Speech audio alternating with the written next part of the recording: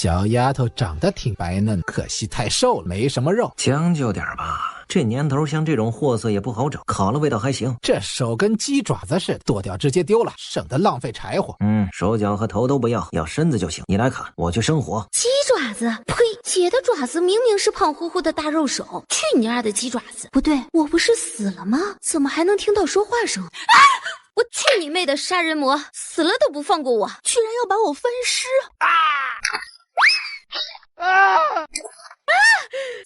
死人了！头好晕啊！哪来的鸡爪子？不对，这是手。连忙查看自己的身体，一看之下才发现鸡爪真是他的。他胖嘟嘟的手不仅变成了鸡爪子，腿还瘦成了竹竿，全身都瘦得要命，胸平的跟飞机场似的。正疑惑的时候，脑袋忽然传来一股刺痛，无数记忆排山倒海般汹涌而来。痛死我了！我他居然穿了！狗老天，本胖妞见义勇为身死，你给穿越也不给个好一点的地方，居然让本胖妞穿越到这么一个不毛之地，金手指也没有一个，果然好人没好报，本胖妞恨你一辈子。上辈子胖的要死，得了癌症，这辈子瘦的要命，病若无。现代女人追求瘦，以瘦为美，可这里却是追求丰满，像原主这样的皮包骨，那就是丑八怪啊！胖也丑，瘦也丑，它太难了。臭丫头，装神弄鬼的吓老子一跳，还害死了我的兄弟，老子杀了你！妈呀，差点忘了，我现在不是力大的胖妞，而是饿得胃酸全身发软的瘦竹竿，大象腿变成了筷子，连路都走不动了，更别说踹人了。男子被踹了一脚，更为愤怒，再次凶狠地砍了过来。啊！别过来！金玉沙哑地叫了一声，眼前忽然有什么一闪而过，右手上多了一个不明物，来不及去看是什么，他下意识把那个不明物用尽了吃奶的力气，冲男子砸过去，砰的一声砸中了男子的脑门。贱人，你去死！完了完了，刚穿越过来，我就要成为别人火架上的烤肉了，我真是最惨的穿越者。狗老天，你前辈子肯定是被我抛弃的病娇前男友，专门坑我的。绝望之时，一道人影忽然而来，一脚把男子踹开。啥情况？英雄救美？你没事吧？帅到掉渣呀！多谢英雄相救，敢问英雄贵姓？你身上有吃的吗？没有吃的，我叫梁元。饿呀！你是元，我未婚夫。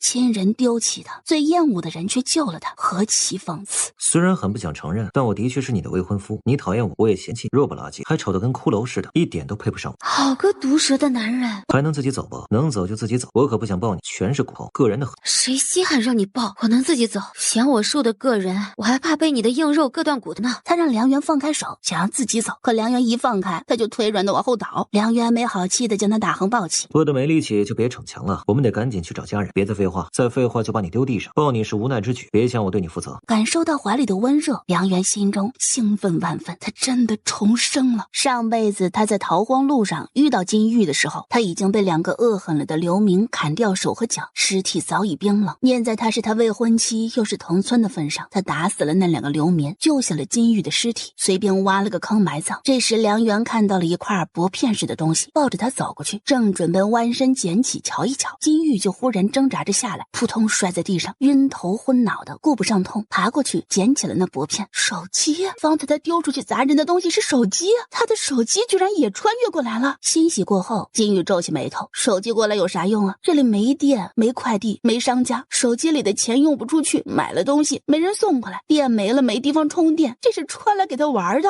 玩个屁呀！都快饿死了。什么妖居然会发光？神砖？等等，金玉在干嘛？他的手指戳来戳去的干嘛？咦，神砖画变了，这是什么玩意？你想做什么？妈呀，饿老火了，只想着吃的，忘了身后还有个男人了。他看到了手机啊，会不会抢夺呀？哎，怪他蠢，饿的戒备心都没了，才穿越，金手指就暴露了。别藏了，我都看见了。这个神奇的砖块有什么用？你赶紧给我收收。我方才看到那上面动来动去的很逼真的小图，有一些是吃的，能变出来。我饿了3天了，方才只从那2人身上搜出2帘子和2个水葫芦，没有找到吃的。现在很想吃东西，你比我更想吃东西。我发誓绝不会把你的秘密说出去，否则天打雷劈。他算是看出来来了。眼前的金玉不是他的未婚妻，怕是被精怪附身了。这砖块应该是精怪的法器，我不信你。梁元伸手抓住他手里的手机，轻而易举就被他夺了过去。手机一脱离金玉的手，瞬间黑屏，从梁元的手中消失，自动进了空间。手机只有我能用，它与我本为一体，落到别人的手里就是废物。我没想抢夺你的东西，只是好奇拿过来瞅两眼。不信你个鬼！你不信我也不行，我知道你不是真的金玉，也发现了你的秘密。杀人灭口是不可能的，你打不过我。以你现在的情况，你一个人是活不下去的。离了我，你很快就会被人盯上，然后被大切八块，遭人分食。这货是在吓我，还猜到了我不是原主。若想活下去，就得听我，我们互帮互助，一起活。有我护着，你的秘密不会暴露；没我护着，你会死得很惨。我的手机的确是能变出吃的东西，但需要钱。有人来了，避免引来麻烦，我们换个地方再吃的。说着，捡起地上染血的菜刀，递给金玉。上来，我背你。你现在没力气走。不管了，以他现在的柔弱体质，只能选择跟着梁元。菜刀在我手，他真敢做些什么，他就一刀砍过去。就算打不过，死也要咬他一口。要不你放我下来，我自己走吧。闭嘴吧你，让你自己走，走到天黑我们也到不了休息的。安静的趴在我背上，别给我提了。闲的话就拿袖子帮我抹汗。这里很安全，可以放心吃东西。说完，就毫无形象地坐到了地上，喘着粗气。吃的。金玉闻言，立马挺起精神，把手机变出来，快速找到水和面包，颤抖着手指付款买下。这啥玩意儿？古代人看现代货，看啥都稀奇。他拿起手机，点开账户查看，前世买醉之前，他充值了5000块到微信零钱里，现在那5000块也穿过来了。买水和面包花了26块钱，如今只剩下4974元。吃不完的东西我可以收起来，等想吃的时候再拿出来。不过我们吃的东西都是用钱买的，刚才花了26文钱，我身上已经没有钱了。这里是5两银子，有2两是从那两人身上搜出，有3两是我自己，全部都给你。这些钱可以买很多吃的了。5两银子可就是5000块钱了，省用能用好久呢。我要去找我爹娘和弟弟妹妹，我们说好了的，若是分散了找不着人，就去庆荣府。好，那就往庆荣方向走。在这之前，我们先休息半个时辰，恢复些体力再干。走到一旁坐下，闭眼休息。金玉也很疲惫，可他还是忍着没有睡。他转了个身，变出一瓶矿泉水，扭开瓶盖，再送回空间，用意念把水倒了，换成灵泉水，再拿出来，小心翼翼地喝了2口，好清甜啊。老天爷，请保佑金小姐死后入天堂，吃好睡好，我们感激不尽。他是个好人，杀了杀人魔，救了我一命，好人有好报，希望金小姐能转世投个好胎，幸福安康。定睛一看，墓碑上居然贴着他的照片，还写着他的名字。我的妈呀，我被埋了！梁元睁开眼看了他一眼，做噩梦了。时候不早了，我们继续赶路。等你能自己走路了，我就不背你。你若想睡觉，就趴在我背上睡。两人离开破庙没多久，少爷，我们赶路许久啊，先在此庙休息吧。可以，你们先进去收拾干净。旱灾严重成这样，父皇还沉迷于美色，百姓的苦日子什么时候才是个头？来，喝一口。梁元啥也不说，啥也不问，张嘴让他喂自己。你不怕我在水里下毒啊？毒死我对你没好处。你死了，就没人知道我的秘密了。你想死，我现在就可以把你丢了。别开玩笑的。梁元懒得搭理他，背着他走进一条小路。等等，你要去哪儿啊？去找你爹娘。可我是在大路上和爹娘他们走散的。少废话，只要能找到你爹娘就行，你管我走哪条路。这条小路也能通往青荣府。上辈子金玉的家人们被流寇冲散后，逃到了这条路上汇合。见金玉突然安静了，梁元停顿了下，扭头看去，看到金玉不仅睡着了，嘴角还流了些脏兮兮的口水在他身上。梁元一脸嫌弃，又弱又丑又脏，你爹娘能把你养这么大，真不容易。天已经这么黑了，还要赶路啊？连夜赶路，早点找到你爹娘他们，你也能放心些，不用担心随时被我欺负。你这人虽然毒舌，但并不坏。你看走眼，我不仅毒舌，还是个杀人魔。我是专杀杀人魔的侠女，穿来之前我刚杀死一个，用体重压死，厉害不？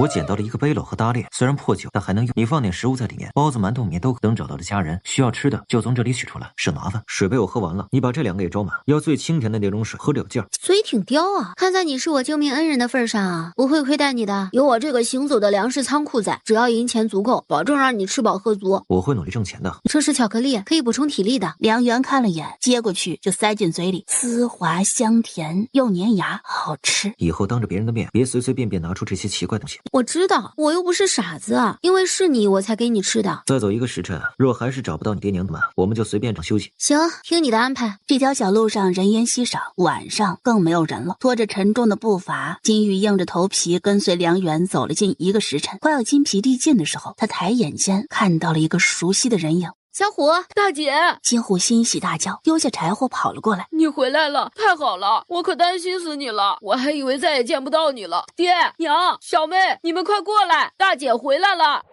啊，闺女，你可算回来了，担心死你爹我了。你到底去哪儿了呀？爹都找不到你。可把金玉给吓着了。他爹不仅是村里长得最柔弱的男子，还是有名的破皮无赖，也是最厉害的哭包。开心也哭，难过也哭，被打也哭，吃不饱也哭。谁敢惹他，谁敢欺负他的妻儿，他就跑到那家人门口哭个惊天动地，非得逼着那家人道歉赔偿，他才罢休。所以他爷奶叔叔们特觉得丢人，恨不得不认识他，把他丢得远远的。爹，你快别哭了，我回来了，你该高兴啊。我就是因为高兴才哭的呀。爹不想哭的，但控制不住呀。控制不住也得止住，你再哭我也跟着你哭了。闺女，你不能哭，哭多了伤身。小玉，大姐，小玉，你可回来了，担心死娘了。大姐，娇娇总算把你给盼回来了。金玉无语了，家人们太热情，他有点承受不住。虽然融合了原生的记忆，可亲身面对金家的人，他还是很紧张啊。深呼吸，深呼吸，不能露馅。哎，咋呼吸不了了呀？被抱得太紧了。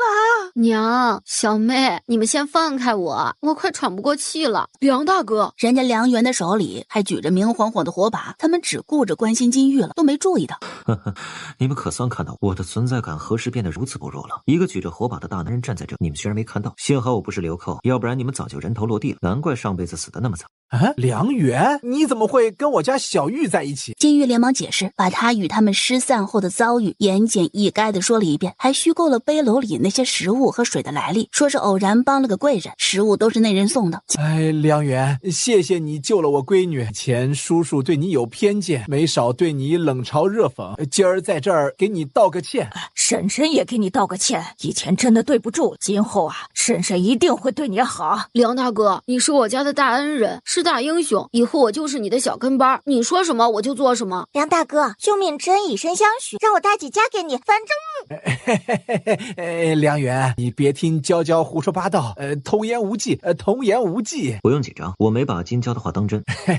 那就好，那就好。他爹梁元和小玉连夜赶来，累极了，就让他们坐下歇一会儿，有什么话待会儿再说。对，先歇一会儿。小袁，你累不累？我扶你。小袁，梁元嘴角使劲抽了一抽，上辈子金父对他极为嫌弃，喊他都是连名带姓的喊，或者喊梁赖子、穷鬼，这会儿居然喊这么亲昵。永叔，你还是和以前一样喊我的全名吧。爷奶他们呢？别提他们，以后别叫他们爷爷奶奶了，我们和他们已经断绝关系了。我们好不容易躲开流寇，找到了爷爷奶奶他们，会合后才发现你不见了，到处找不到你，我们就想让大家帮忙找找，结果三宝说他爹把你打晕丢路边了，你已经死了，还骂你是拖累，不许我们去找你。这死孩子，我当时一巴掌就扇在了他的嘴巴上。爹知道你二叔们不是个好东西，也知道你爷奶偏心到没边了，可没想到他们会这么恶毒，居然想让你死。我当时气得不行，打了你二叔，结果没打赢。最可恨的是，你爷奶还帮着你二叔，叫上几个同族的人想打死我们。娘为了保护我们，背都被打青了。爹实在不想忍了，就跟你爷爷提出了断绝父子关系。爷奶一直觉得我是废物，巴不得把我甩得远远的，不认我这个儿子。听我提出了断绝关系，二话不说就答应了，把我们家赶出了队伍，除了我们自家带的锅碗瓢盆、衣服被子，什么也没给，1文钱都没给。离开队伍后，我们就掉头来找你，寻到这儿的时候，天色太晚，又饿又累，实在撑不住，便暂时在这休息，打算天亮了再去寻你。没想到你和梁远就找来了。金母拉着金玉的手，你的身体不好，加上2、3天没吃东西，我担心凶多吉少，一直提心吊胆的。现在见平安归来，总算可以放心了。对不起啊，娘，女儿让你们担心受累了，以后再也不会了。不累，只要你平平安安的，娘就不累。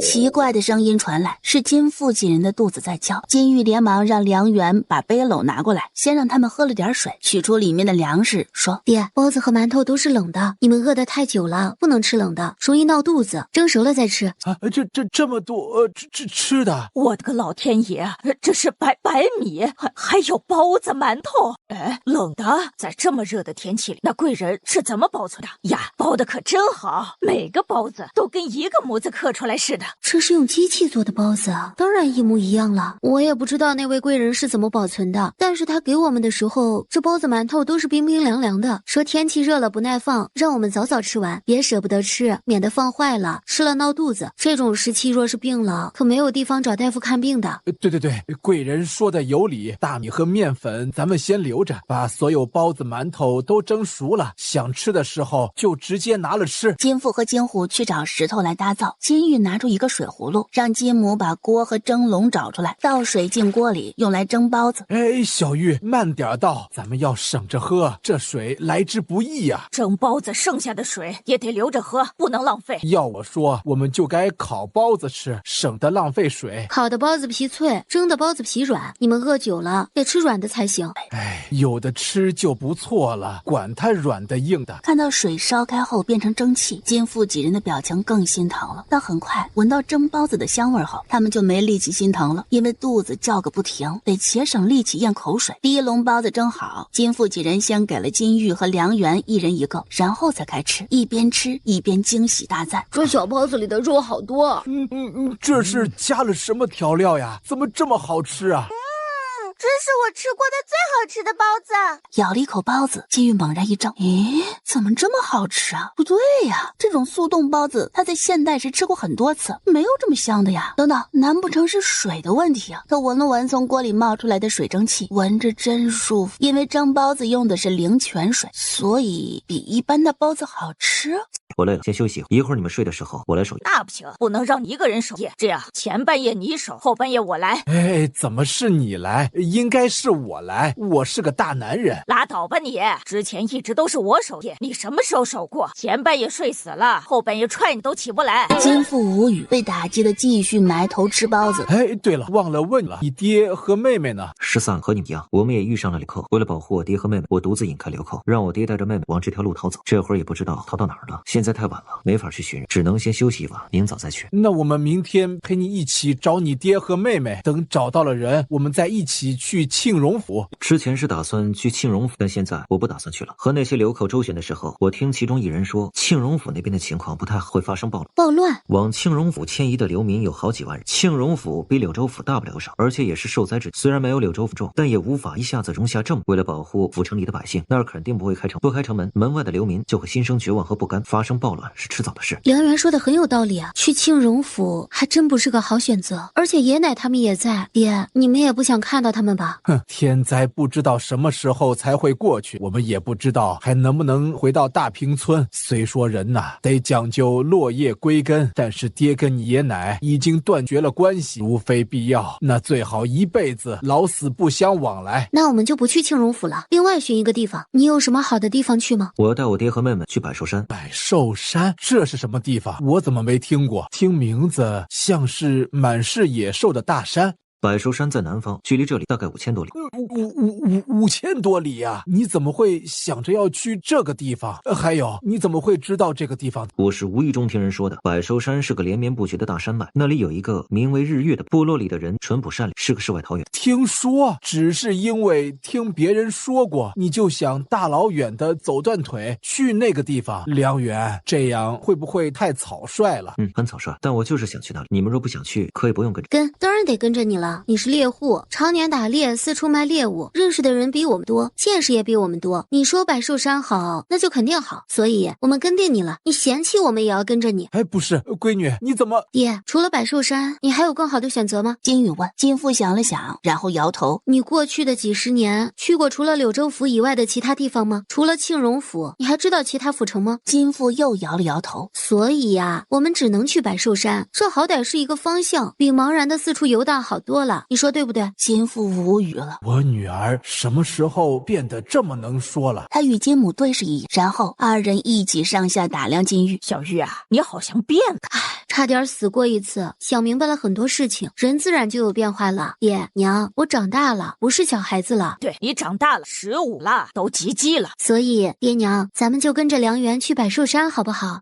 好，只要能活着，去哪儿都行，随你们怎么安排。我先休息了。娘，梁园答应让我们跟着他了，你赶紧吃，吃饱了我们就睡觉。娇娇、小虎，你们也赶紧吃。还有爹，你别想着省食物，咱们家除了我，就你最弱，再不吃东西，你会变得比我更瘦的。金父无语了。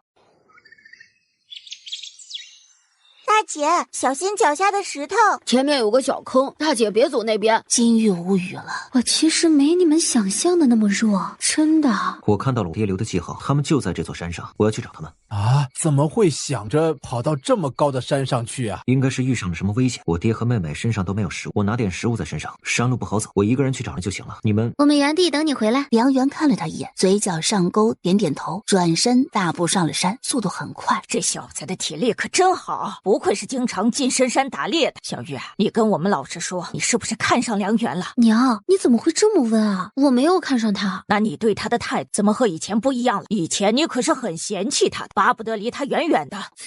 娘，我对他的态度有改变，是因为他救了我一命。不仅如此，他还带着我找到了你们，一路上细心照顾。没有他，我已经死了。帮助贵人的是梁园，这些食物应该是他的，可他没有吃独食，而是无私的分给了我们。以前被别人误导，我很讨厌梁园，但经过相处后，我发现梁园和别人说的不一样，他是个好人。人是不错，但跟他不可能。说句不中听的，太弱了。这个弱字要成为我的标签了。重点是梁园太强了，娘不是他的对手。你若跟他好，受了欺负，我们没法帮你揍他。我不会跟他好的。哎呀，你们别瞎想了，就我这柔弱的体质，梁园也看不上我。切，那是他没眼光。小月，别过去，那是毒蛇。它是好吃的，爹爹，我饿了，我要吃东东。小月乖，爹杀了他再给你吃好不好？把弓箭给爹爹。不要他，我的。你这孩子，爹，小月。他大喊了一声，快步过去，一菜刀砍中蛇的7寸，钻进洞里，迎面对上了一支箭。小月，别刺，我是你哥。疼痛。小月，你可算回来了，爹担心死你了。我回来了。哥，要吃，饿。已经8岁的他，因为脑子不正常，说话不利索。蛇先放着，我们吃这个。小月慢慢吃，别噎着。这是哪儿来的？帮了个贵人，他给的。你引开那些流寇后，爹带着小月按你说的往小路逃走。到这座山下面的时候，又看到2流寇，趁着他们不注意，爹带着小月悄悄地躲到了山上。爹一直在担心你，就怕你回不来了。现在看到你没事，爹就放心了。是我没保护好你们，以后再也不会了。说什么呢？是爹不好才对，什么担子都压在了你身上。不说这些了，我们先下山吧。我来陪你。梁红的右腿是在梁园11岁的时候上山打猎被狼咬断的，走路一直用手杖。娘，梁园什么时候回来的？你怎么也不叫醒我呀？回来有1刻钟了，见你睡得香，刚好大家也都累，便在这儿多休息休息。丑，比哥哥丑。你才丑，你最丑，你哥也丑，再敢说我大姐，我揍你！沿着南边再走2天，会看到一个3岔路口，一条通往庆荣府的，一条绕回柳州府，一条通往承运府。按照我儿所说的路线，必须得走通往承运府的那条路才行。承运府是我的老家，20年前那里也发生过旱灾，之后又遭遇了水灾、瘟疫，所以我和妻子才会逃难到大平村。这次的旱灾比20年前的要严重，受灾之地极广，承运府只怕也是混乱一片。到时候我们先去查看情况，若是让通行，那就走大路；若是不让通行，那就得绕路。承运府城门右边3里外有一座大山，名为羊驼山。跨越这座山，我们就能上官道，一路向南走。羊驼山很危险，里面有很多豺狼虎豹，不到万不得已，我们最好不要去跨越它。那是当然。大山里虽有宝贝，但危险更多，随时都会成为野兽的食物，咱们当然不能走。你叫我出来做什么？接下来的路会更难走，我们这队人病的病，弱的弱，需要一些防身的东西。你的手机能否买到其他防身兵器？能买农具、砍柴刀、斧头、镰刀、锄头、铁锹，这些都能买，价格不贵，比外面卖的便宜1倍。这些都很实用。买东西倒是简单，但拿出来之后，我们该怎么给大家解释啊？到承运府之前，我们会路过一个寺庙，到时候让大家对着佛祖求神拜佛，祈运福运连连。你变出手机，制造一个天降之物，有缘人得知的假象，然后说这是佛祖赐的，我就是有缘人，此物只能我用，这样就能当着大家的面用手机了。哼，好办法呀！问你一个问题啊，你是不是重生的？你知道重生？你真的是重生的呀？本来只是试探而已，没想到还真是。难怪你明知我不是金玉还能那么镇定，难怪一路上遇到岔口的时候，你想也不想就能知道走哪条路，难怪非得连夜赶路帮我找到家人。你是知道我爹娘他们就在前面，对不对？大佬，你用不着威胁我，也用不着用这种眼神看着我。我既然点破了你的秘密，那就不怕你弄死我。而且你不也知道我的秘密吗？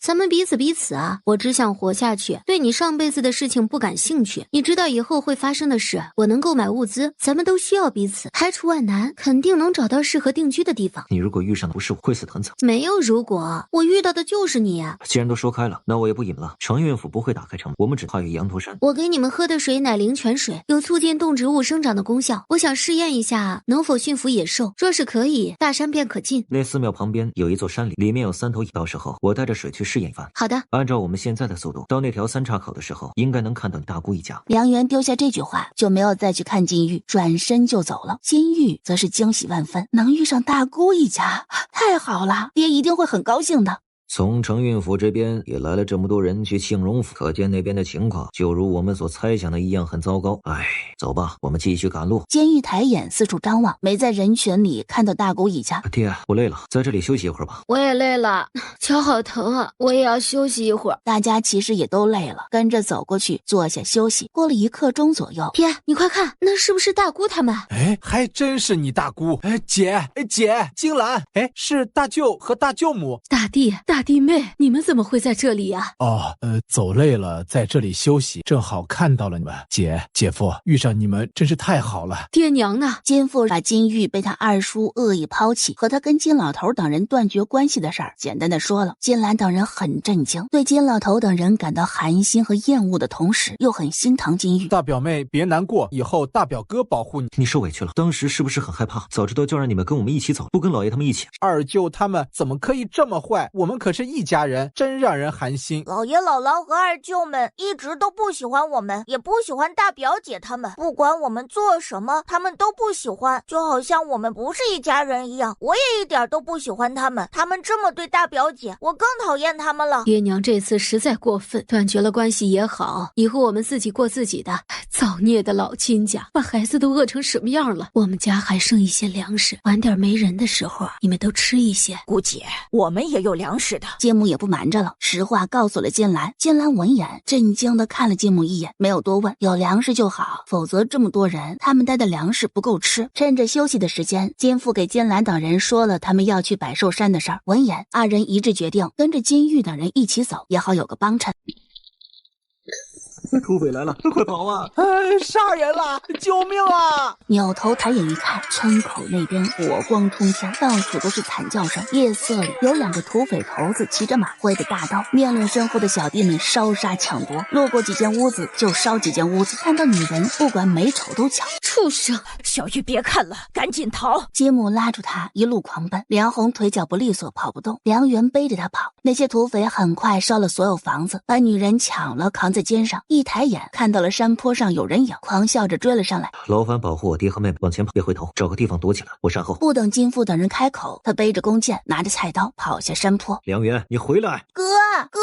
梁元没有冲动地跑到土匪的面前，而是寻找了个合适的位置躲起来，放暗箭。二当家！土匪们乱作一团，有的四处张望找人，有愤怒破骂。杀四方，一声又一声的惨叫声响彻夜空。他动作敏捷，出手快很准，一刀斩杀一人，仿若身经百战的杀神啊！梁元怎么这么厉害？他一直都是这样吗？不是的。难不成梁元上辈子是大将军？太他妈帅了！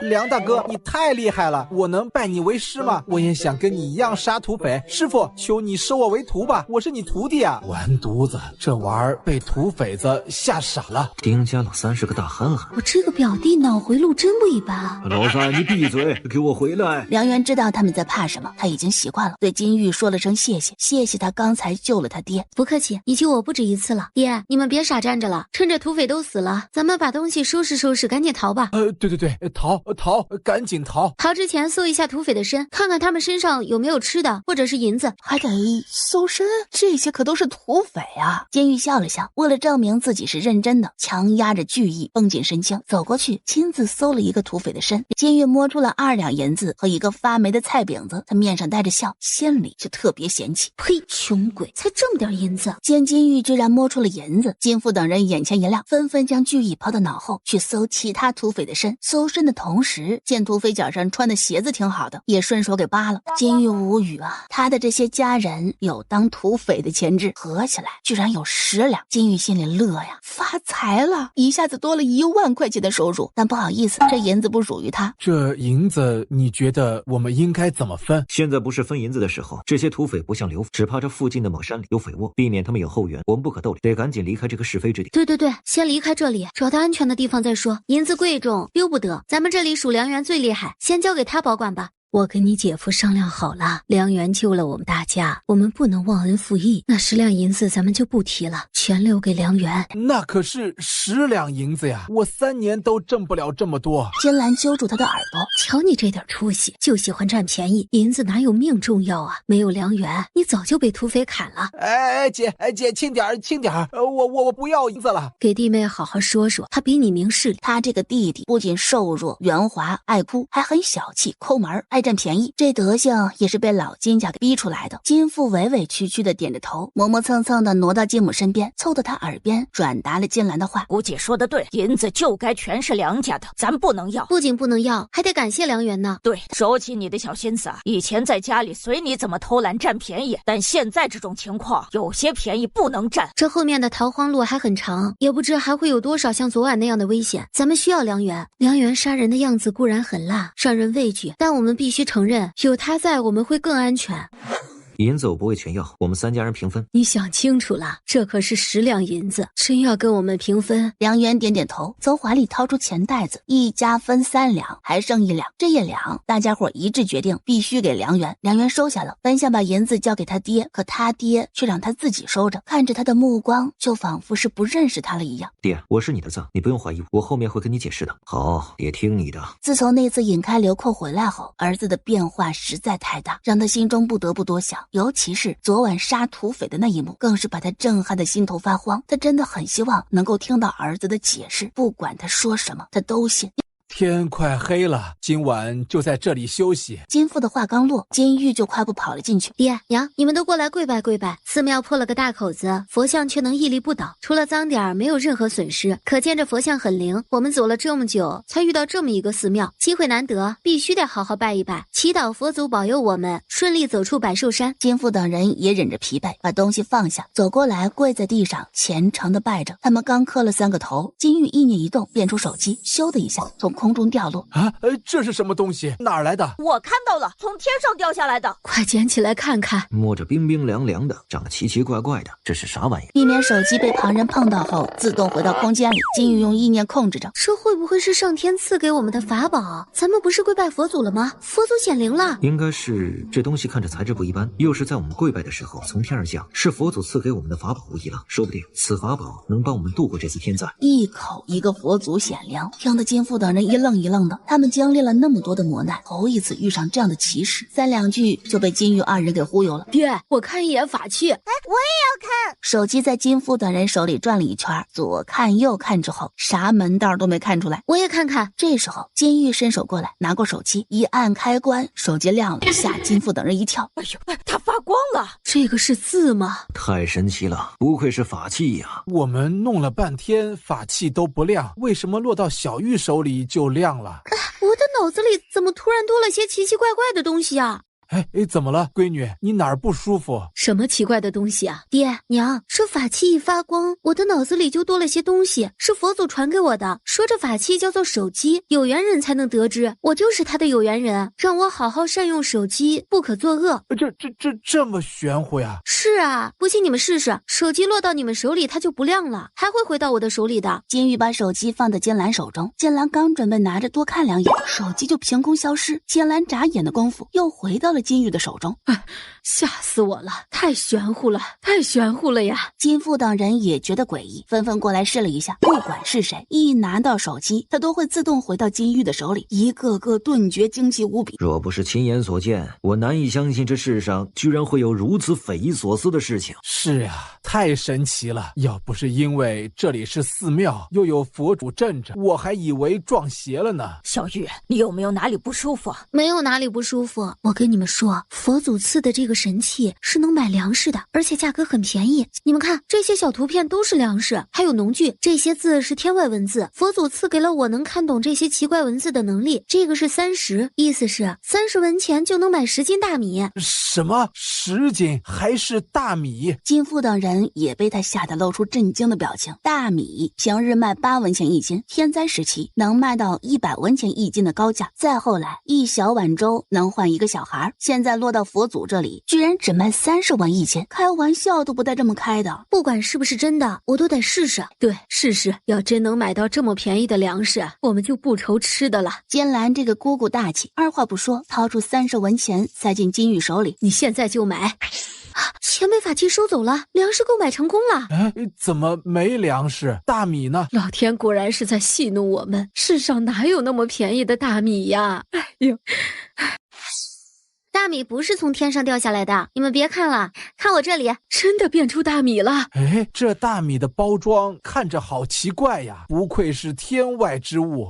这下子我们不愁吃的了。等等，大米有了，但是水呢？水才是最关键的。水也有的卖，6文钱10斤。感谢佛祖大恩，日后我们一定好好做人，保护佛祖选的有缘人，心存善良，绝不做坏事。金父等人也学着他的样子重复了一遍。等挺过这场旱灾，若有机会，我定会前来为佛祖修建寺庙，重塑金身。这不得花钱吗？他没钱啊！还未说什么，他姐金兰就一眼瞪过来。金父秒怂，赶忙跟大家一起重复了梁红的话。感谢完佛祖，大伙儿就凑在一起商量着买东西的事儿。东西随时都能买，别一次性买太多了，免得拿不动。我们懂的。你之前给的那5两银子还在，买东西的时候你可以假意给我钱，不用真的给。不用麻烦，我给钱就行。那5两先存在你那里，反正也不会丢。也行。终于轮到我们家了。小玉，咱们买点儿。爹，咱们家有多少银子啊？3两呀，你不是知道的吗？您确定吗？当然确定了。断亲的时候，你爷奶可是1文钱都没有分给我们家的。爹，都是一家人，你不用骗大姐。我们正是需要钱的时候，你快拿出来吧。昨晚我都瞅见了，你趁着娘睡着，悄悄解开裤腰带，从里面掏出了几块碎银。臭小子，你给我闭嘴！孩子他娘，别听虎子胡说，他是饿昏头看花眼了，我没有藏银子。好你个金友，又藏私房钱，这次藏了多少？拿出来！我这不是为了这个家吗？我明白你的苦心，现在这个家需要你的私房钱了，拿出来吧，要么你自己拿出来，要么我亲自扒了你的衣服裤子。看到他爹那委屈落泪的可怜样，金玉忍笑忍得十分辛苦。金父无奈地掏出了自己的私房钱，总共2两银子。爹，你真是有钱人，你哪来的这么多银子藏啊？临出门之前从你爷奶的床底下拿的。总共8两银子，他只拿了2两。丢了这么多银子，老太太没察觉？察觉了，她以为是老二偷的。那小子不止一次偷拿过老太太藏的银子，老太太很纵容他的。有次他偷懒悄悄回了家，正好看到老二偷银子，然后他就把位置记住了。小玉做女工为家里挣的钱总共不止2两银子，我拿了这么点儿都少了。能拿到这些银子不被老太太发现就不错了，别嫌弃了。这些银子省着用也够到百寿山了，但是等到了那里后我们就没有银子了。娘，我们能活着就很不错了，别人还没我们活得好呢。银钱的事情以后再说，天无绝人之路不是吗？娘，我想吃米饭，买一点米，还有多买点水，我们得洗洗了，身上太脏了容易得病。你我还有娇娇毕竟是女子，和男子是不一样的。洗，咱们都好好洗洗。可以带上小月一起吗？梁家除了他都是男人，他又是个傻的，那方面的事情他不懂，梁元和梁伯伯都不方便教他。可以，买好东西你去喊他。娘，你真好。兄台，请问发生了什么事了？你们怎么跑得都这么急？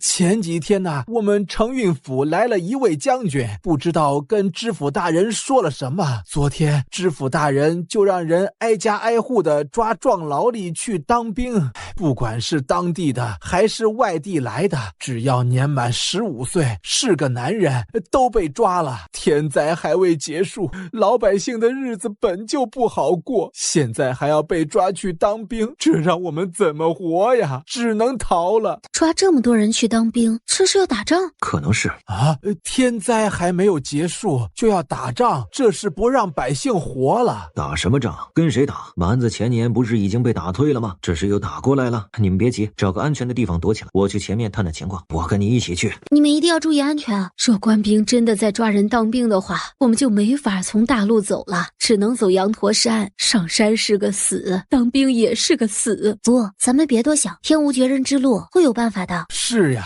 姐，多少苦日子咱们都熬过来了，还有什么可害怕的？我不是怕死，我是担心孩子们。娘，我和弟弟们不怕，我们已经长大了，能够保护你和爹的，你们不用为我们担心。我是绝对不会让老大和老二去当兵的。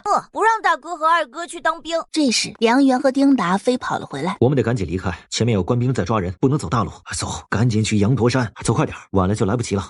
这山也太大了，咱们真要进去啊？不走羊驼山就得原路返，或者走承运府。城里的官兵在四处抓人，不是那么好进的。沿着城墙边上走不行吗？不行，承运府还有个别名叫做山城，因为这里的山很高也很多，城墙四周都是山，虽然没有羊驼山高，但是墙上有兵守着，我们很容易会被发现。羊驼山虽然危险，但外围还算安全，只要不往深处走，遇上野兽的情况会小很多，但得多绕点。咱们身上的银钱虽说不多，但也够用好长时间了，有吃的有喝的，咱们肯定能走出羊驼山的。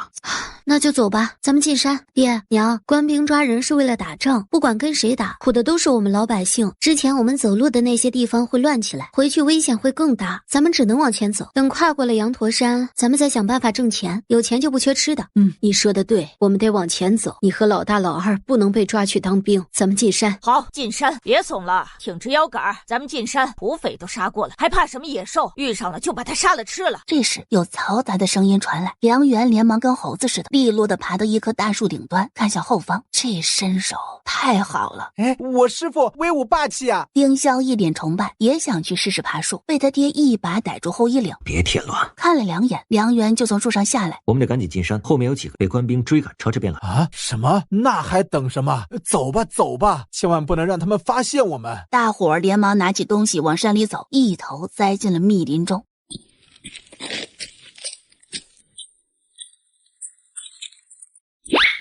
小玉，你没事吧？快起来！一扭头看到了一条人腿，死人！金玉大着胆子上去探了他的鼻息。娘，他还活着。你想救他？咱们现在的情况怎么能带着一个陌生人？可我们总不能见死不救吧？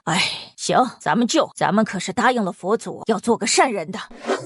不是去方便了吗？怎么带回来个人？死人哪来的？哎呦，伤得不轻啊！快把他放草地上。好心的给他喝了一口水。宋神医，他怎么会在这里？对了，上辈子宋神医说过，他曾进过深山，为那里的人寻药，差点死在山里头。难不成就是这一次吗？原来宋神医前世所进的大山是羊驼山，这点我倒是没听说过。金玉方便回来，就看到梁元在给那人处理伤口，伤口处理完，男人就醒来了。我这是在哪儿？你们是谁？哎呀，你可算是醒了。为了等你醒来，咱们耽搁了不少时间。我大女儿看到你昏倒在草丛里，不忍看到你被野兽吃了，就好心救了你。为此，我们还给你喝了水。咱们的水可珍贵了，自己都舍不得喝。先生，你可好些了？好多了，谢谢小兄弟。我名宋成远，乃是一名大夫，为寻一味药才来此山，不幸遇到了大蛇，滚下了小山坡，幸而遇上了你们，得你们所救，宋某感激不尽。你们之中有大夫啊？你的伤是他处理的。小袁是猎户，经常受伤，就自个儿琢磨出了一些治伤的法子。这伤处理得很好，药也用得很对，我都不怎么疼了。谢谢小兄弟。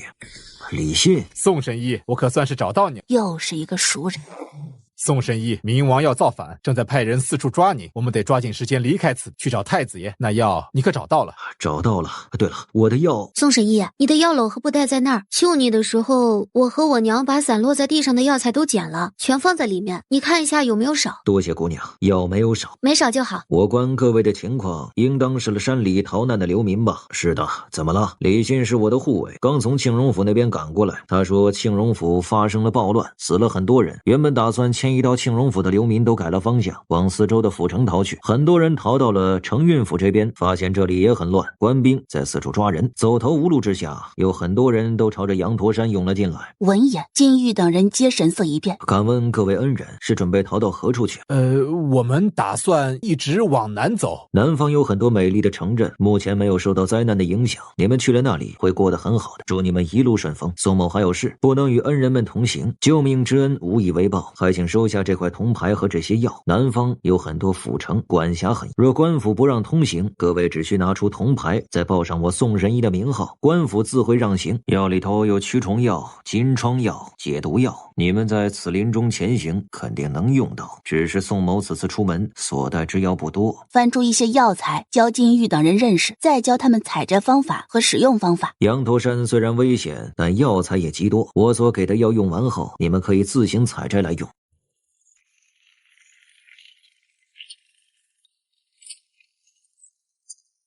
睡不着？睡不着，太吵了。我第一次在这种深山里睡觉。多待几天你就能适应。你以前所待的地方是不是很好？为什么这么问啊？因为我觉得你真的很娇气。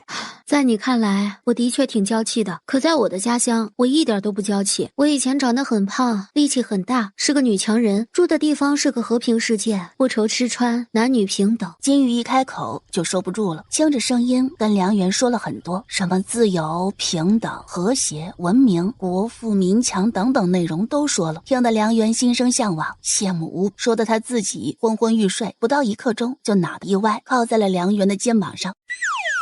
还说睡不着，这不是睡得挺香的吗？梁元低头看着金玉，他睡得很熟，他才发现金玉的脸上似乎长了些肉，也白了一些。身上还有股很好闻的气息，得找点药来掩盖你身上的味道才行，太吸引人。好臭啊，跟榴莲似的。许是想到很久没吃榴莲了，他张嘴在梁元的腿上咬了一口。梁元痛得俊脸扭曲，却不敢叫出声。有情况，大家快起来！哎，天哪，怎么会有这么大这么壮的牛？那是野牛。牛不是吃草的吗？为什么攻击我们？它是要吃人？冲进洞里的野牛不知道撞到了什么，发出了巨大声响，随后是哒哒哒的脚步声。它跑出来了，快逃！可那野牛速度极快，眨眼就出了山洞，冲他们飞奔过来。分开跑！却不想那野牛居然没有丝毫停顿，直接冲着金玉逃走的方向追了过去。我操，啥情况？为什么只追我呀？欺负我弱吗？小玉！啊，为什么追我啊？小玉，死牛，你别追我大姐，你来追我！蠢牛，王八羔子的，我。没跑多久，金玉的脚下就绊到了一根树藤，身子往前一扑，滚下了一个陡坡。小玉呢？野牛呢？梁元呢？他们哪儿去了？就这么一会儿功夫，他们肯定跑不远，咱们四处找找。对，找找。有狼，大家安静，小心一点。狼是群居的，我们得齐心协力的对付他们。听声音，狼离我们的距离还不是很近。大伙们就地取木柴，做火把，烧火堆，把火烧得旺旺的，不要乱跑。我这是在哪儿啊？他踩到了蛇的脑袋，蛇痛苦的用身体缠住了他的脚，索性趁着小蛇此刻咬不到他，脚下赶紧用力把蛇的脑袋给踩扁了。扭头一看，身后有一条和他手臂一样粗的大蛇，距离他不过半米。金玉脸都白了。大蛇扑街了，金玉傻眼了。就在金玉以为野牛王会一头将自己撞飞的时候，他却突然伸脑袋过来，用牛鼻子闻了闻他身上，然后用牛鼻孔冲他喷气，喷得他发丝飘飞，脸上沾了些野牛鼻涕水，恶心的味道。10几头狼忽然从四面八方出现，将一人一牛包围。为什么只盯着我看，不看牛啊？老天爷，请赐我超能力吧！超能力没有，但野牛王却生气了。矮小弱爆的食肉蠢渣渣们，给俺老牛死光光！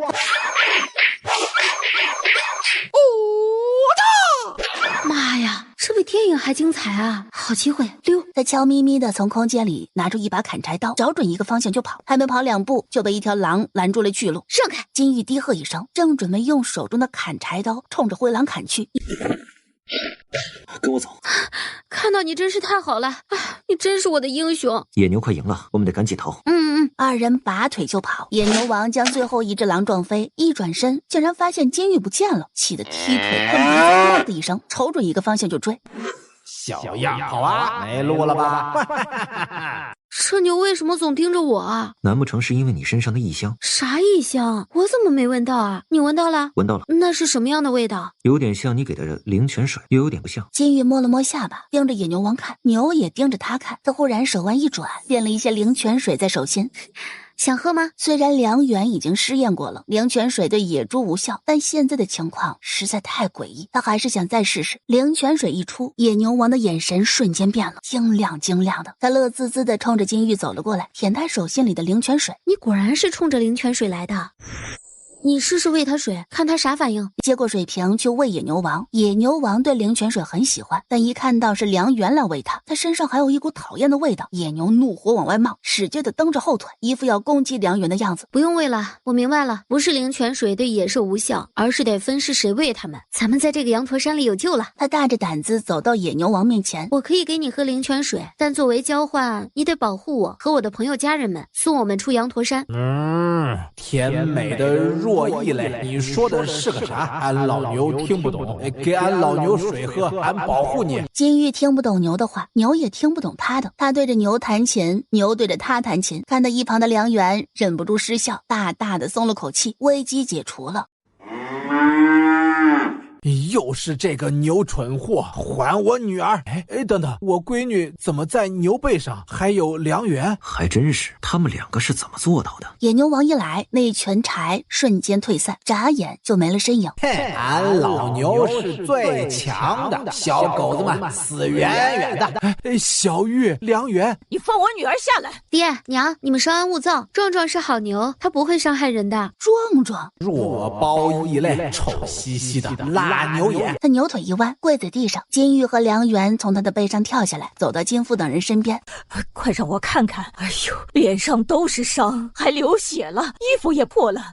我的闺女真是受苦了。小玉受苦了，还好都是小伤，能养好。对不起，我们没有保护好你，以后不会了。这以后咱们得加倍的照顾好小玉。他简单的给他们说了经过，得知又是梁元救了金玉。金父等人看着梁元的目光又不一样了。小元是个好孩子，能干、强大又孝顺，真羡慕红哥能有这么优秀的儿子。咱家欠了小元好几次大恩呢，等以后安定下来了，必须得好好报答。以前他们有多嫌弃梁元，现在就有多稀罕。左右看了看金玉和梁元，越看越觉得般配。金玉梁元，金玉梁元，名字就很配呀。大姐，这野牛是怎么回事啊？那野牛瞥了他一眼，闭上眼睡觉，多看一眼都觉得辣眼睛。千户无语了，这牛怎么一副看不起人的样子呀？是佛祖保佑，我才能化险为夷，用法器手机将野牛驯服。手机驯服？此牛已经被驯服了。因为我是佛祖所赐法器选中的有缘人，所以他才会追着我不放。我们所喝的水呢，是用法器买的。此牛很喜欢喝，但它只喝我喂的水，也只听我的话。没有我在，你们不可以靠近它，不然它会攻击你们的。我给野牛取名为壮壮，想让它跟着我们，护我们出羊驼山。你们意下如何？尽管很怕野牛王，但一想到他的本事，奸父等人就都点头同意了。虽然都是小伤口，但也得好好养着。伤口浅，不会留疤的，过一段时间就能好。结疤的时候别用手去抠它，送神医送的药真是好用。你对金家大丫头有没有什么想法？她现在毕竟和以前不一样了，你们俩又是有娃娃亲的。没什么想法，爹，我不想说这些，只想把你们平安带出去，找个地方住下来。以前爹很不喜欢金家丫头，也不喜欢金家人，毕竟他们都很瞧不起你。不仅如此，还来咱们家里闹，咱们家不欠他们的，他们凭什么那么作践？爹一直希望能把娃娃亲给退了，但现在呀，想法有些改改变了，金家人也没那么讨厌，除去金老头那些人，金家一家还是挺好的。抱姐姐，臭月月又跟我抢姐姐，姐姐，我的。看到没有，不只是爹，你妹妹也对金家大丫头改观了，真好真好。你看小月那开心的模样，那才像个真正的孩子呀。儿子，你发现没？不知是不是因为有了朋友的原因，小月似乎比以前清醒了些，不会无缘无故的发脾气瞎闹了。发现了。这个叫做火腿肠的东西好好吃啊，卤蛋也好好吃，面条更香。哎，这叫什么？干面。以后有空我得学着做，吃着真方便。可惜没有油，下次我们可以用野猪肉煮面吃，那味道肯定更香。火腿肠和卤蛋就不买了，吃一次就行了，等以后有钱了再说。哎，孩子他娘，你厨艺好，咱们可以做干面来卖，肯定能赚大钱。赚了大钱就能用法器买更多稀奇的美食了。买来吃不完就拿去卖，又能卖很多钱呢。对，有手机在，咱们的日子会越过越好。以前在家里都没能吃这么好，能在大山里吃到这么多美食，跟做梦一样。这都是托了小玉的福。可惜了，手机里没有新鲜蔬果、海鲜肉食卖，我也不能随意下厨，不然我会让你们知道什么才是真正的美味，什么才是福。一阵风吹来，金玉打了个哆嗦，好冷啊！山里跟外面不一样，虽然不下雨，但是越往高处走就会越冷。咱们身上的衣服单薄，得抽空买点棉花和布匹来做棉衣，免得冻坏了身子。对，衣服必须得做，可不是现在，咱们得先找到一个安全的地方休息，才能开始做衣服。野牛王被他们的笑声吵醒了，掀开眼皮瞅了他们一眼。啥味儿？臭死了！这些异类再吃怪东东，长得怪，吃的也怪，可怜。有人走过这里，看来在我们之前有人提前进山了，但和我们进来的路口不是同一个，人心难测，我们不知道在我们之前是什么人，避免起冲突，咱们不跟他们走一条路。金玉等人很赞同，大家也不耽搁，另选了一条路走，但是不到1刻钟，竟看到了一头猛虎在吃人。金玉差点被吓吐了，连忙捂住了嘴巴。梁元做了个噤声的动作，可野牛王却十分兴奋。完了，壮壮，你瞎叫个啥呀？野牛王却没搭理他，撒腿就朝着猛虎跑去。猛虎回头看到了他，不攻击也就算了，居然拔腿就跑。猫儿站住，跟俺老牛玩。哎呀，又是你这个傻大个儿，死疯子，为什么总追着我不放？因为你是这山里的第2强，勉强可以当俺老牛的对手。爹，大虫居然怕牛，我以后要改名叫金牛啊！这太玄乎了。趁着大虫跑了，咱们赶紧离开这里。哎，我看到了火光了，真的有人，太好了！有人来了！听到了这声音，监狱等人的脸色瞬间都警惕起来。太好了，终于找到可以休息的地方了。打扰各位了，在下叫陈立，这是我弟弟陈山，我们兄弟2人乃是梨花村的猎户，因逢天灾走投无路，跟随村民们进羊头山求生，今早遇上大虫，在逃亡中和村民们走散，寻了许久都没有找到适合休息的地方，各位可否行个方便，让我们兄弟2人在此与你们休息一晚。看各位的情况，想必也是进山来逃难的，你们之中有小有弱，能走到这里实在不容易。我们兄弟2人白日遇见的大虫应当还在附近，咱们聚在一起也好有个照应。那大虫见我们人多了，断然不敢贸然攻击我等。多谢各位。各位吃过了没有？我们可以分你们些。我们吃了些野菜和野果，不饿，你们无需客气。那我们就不管你们了。陈令2人说着，便大口大口地吃了起来，半会儿就吃好了。自从天灾以来，我们就没吃饱过，要不是进了这羊驼山，早就饿死了。哎，是啊，天灾害人呐！我们在逃荒路上走了半个多月，一直啃树皮吃草根，饿得没法了，才冒着生命危险进了山里。你们看看我的这个女儿，都饿成皮包骨了。金皮包骨玉，干嘛拿我说事儿啊？我都已经长了一些肉了，好不？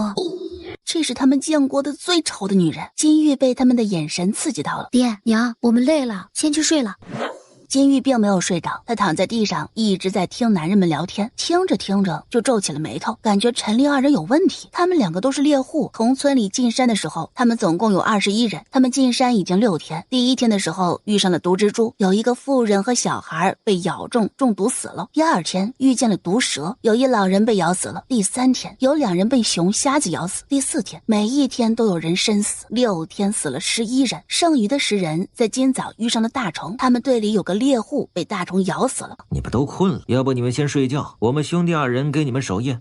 哥，我们来的时候明明闻到肉香了，吃这么好的东西却不分享给我们，还说是什么野菜野果，他们在防着我们。没关系，慢慢来。之前的那些人他们都能弄死，何况这10几个人呢？今晚不要动手，好好休息保存体力，明日把人引去老虎洞。兄弟二人以为他们说话已经极为小声，不会被人听见，却未发现梁元的耳朵动了动。啊，是张和和陈大林的弓箭，他们居然……他们2个都死了，那其他人岂不是凶多吉少？是大虫，大家快逃！那声音大得很，好像是要故意把野兽引来似的。大姐，我听见了壮壮的声音，他还在追那只大虫啊，应该是这2人有问题，咱们要不要跟着跑？跑，慢慢跑！你们搞什么鬼？大虫都快过来了，你们怎么还不跑快点？是想被吃掉吗？快点呀！哎呀，气死我了！不好意思，我们都太累了，有弱又有小，实在跑不快。你们跑慢点儿，帮帮我们！我的老毛病犯了，我不想死啊！叔叔救命！我好害怕！救命！小玉，继母大叫一声，把他往背上一甩，背着他慢慢走，看得陈丽2人无语了。陈丽正要去帮梁元扶着梁红，梁红却猛地往地上一摔，我跳不动了。他单脚跳可累了。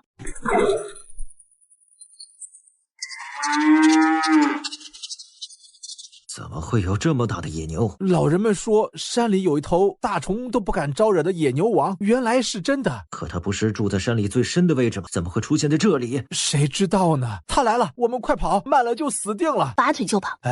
香甜的异类，等等俺老牛！大虫忙着逃命，直接从他们身边咻的一下，转眼就跑进了前面不远处的山洞里。野牛王飞奔了过来。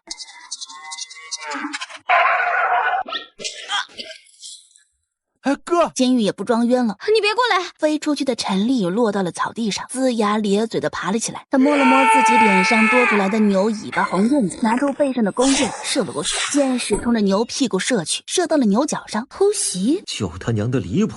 什么玩意儿攻击我？野牛王气得双眼冒火，牛蹄一蹬就冲着陈丽2人撞了过去。梁元小兄弟，救命啊！此牛极为凶残，咱们得合力才能打败他，你们可不能袖手旁观呐！他们要是不射箭，壮壮就不会攻击他们。陈丽2人脸色一沉，竟朝着金玉等人跑来。金玉等人连忙散开，以免殃及无辜。让你们见死不救！陈山一个拐弯，冲着金玉跑了过去。大姐，小玉！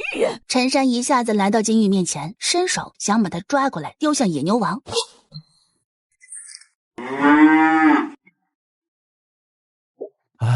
这才是壮壮的真实实力。难怪大虫看到他就跑，太可怕了！此牛刷新了我对牛的认识。爹，它是野牛，不是家牛，不知道在羊驼山里生活了多少年头了，强大很正常。正常个屁！非洲野牛都没这么牛，好不？小玉啊，你刚才是怎么做到的？怎么一脚就把人踹飞了？是啊，大姐，你的力气好大呀，比娘还厉害呢。大姐是被逼的，那人差点害了大姐，才使得大姐爆发出了吃奶的力气。吃奶气。人在绝境中会爆发出奇迹般的力量，我刚才是被陈山的行为逼疯了，所以才会踹出那么一脚的。咱们这段时间吃好喝好，身体都变得更好了。爹娘，你们看看我早就没有以前那么虚弱了，这以后只要好好养着，不再饿肚子，我还会变得更健康。小玉的确比以前精神了很多，真是佛祖保佑。佛祖慈悲，肯定会让法器选的有缘人健康长寿的。此次逃荒啊，我大闺女是因祸得福了。大姐的身体虽然日渐转好，但与我们相比还是很弱，我以后得好好保护大姐。我也要保护大姐。休息了一会儿，梁元与大家说了声，起身去搜陈丽2人的身，合起来共22两碎银，1张羊皮纸，2瓶药。这2个猎户怎么这么有钱啊？他们虽然已经死了，可我们拿了他们的东西，会不会不太好？有什么不好的？他们死了，钱就没法用出去了，只能跟他们的尸体一起留在山里。况且这2人心思恶毒，居然把野牛王引来害我们。要不是小玉能驯服野牛王，我们还有命活吗？就是，都说了别让他们跟着我们，他们偏要跟着，一出事就想把我们引入危险中。畜生不如的玩意儿。啊，发生什么事了？哪来的大石头？落得可真准，正好把洞口堵死了。这下子好了，那只大虫出不来了。梁元把羊皮纸递给大家看，大石是陈立二人精心设计，当然落得准。他们为什么要这么做？堵住这个洞口有什么用啊？如果我们刚才跟着他们逃跑，一路跑进那个山洞里，大虫也跟着跑进去，他们再用大石把洞口堵上，将我们和大虫困在里面，会发生什么事情？要么我们死，要么大虫死啊！这是想让我们和大虫自相残杀呢？这只是我的猜想。监狱看了看羊皮纸，目光落在藏宝图上。这个藏宝图的起点是山洞，终点距离这里不是很远，我们要不要去看看？那里或许有秘密。去，我自己去就行了，你们继续在这里休息。那你注意安全，弓箭背好，砍柴刀也别落下啊！还有宋神医给的解毒药，你也要带好。按照图纸所画的路线走，不到1刻钟就找到了藏宝点。这是一棵枝叶茂盛的参天古树，树干上有个洞，正好被藤条遮挡住。梁元正要扒开树藤看个究竟，忽然闻到了浓烈的血腥味，循味找去，在距离大树50米远的草丛里，他看到了5具尸体正在被一头熊瞎子啃食。梁元屏住呼吸，悄悄退出了这个地方。他回到古树这边，从树洞里找出来一个脏兮兮的布袋，里面装着碎银、铜钱、银镯、长命锁等东西。陈氏兄弟杀了他们的同伴，抢了他们的钱财，这两人也太可怕了。他们不仅杀了自己的同伴，还想害死我们，目的就是谋财。哎呀，幸好我们足够谨慎。哦，不对，应该是多亏了壮壮，坏人都是他弄死的，他是最棒的牛牛。对，最棒的牛牛。他为何如此想不开啊？哎呀，小玉，快想想办法，咱们得阻止壮壮，这么好牛可不能死了呀！娘，你别急，我看壮壮不像是要自杀，倒像是想把大石给撞开。撞开干啥？他应该是想救大虫。可他为何一直撞正面？大石如此厚实，正面是撞不碎的，只能从侧面推开。他大概是脑子不会转弯。半会儿后，见野牛王依旧执着于撞大石，金玉等人商量了一番，决定帮帮他。此刻的野牛王撞得头上都是血，看到他过来，立刻张开嘴巴，撞累了，渴了。金玉无语了，给野牛王喝了水。金玉试着与他沟通，要帮助他，但野牛王压根听不懂。金玉没办法，只好亲自示范给他看，去推大石，用力推了一下，大石没反应。金玉冲梁元等人招招手，让他们一个一个的走过来，一起推大石。野牛王不明白金玉等人为什么要推石头，但是看着挺好玩的，于是他也走过去，想试着跟金玉等人一样用前腿推石头，但他的前蹄踹石头还可以，推石头就算了，没有脑袋有力。他气得喷了喷鼻子，瞪了金玉等人一眼，敢用脑袋顶石头，边顶边看着金玉等人，似乎在说：来，你们也用脑袋顶，别用蹄子。以为他在表示感谢，不用谢，来，咱们继续推，1、2、3，用力。你们为什么不换头啊？听不懂牛话吗？好蠢！大家继续推，1、2、3，用力，嘿咻。猫儿，你得救了，快出来呀！滚，别打扰我休息。1刻钟后，大虫依旧不出来，野牛王还在洞外跟他哞哞哞。金玉等人无语了，纷纷拿上东西离开了此地。壮壮，你看着我做什么？丑人，我要离开一会儿，照顾好我的田人。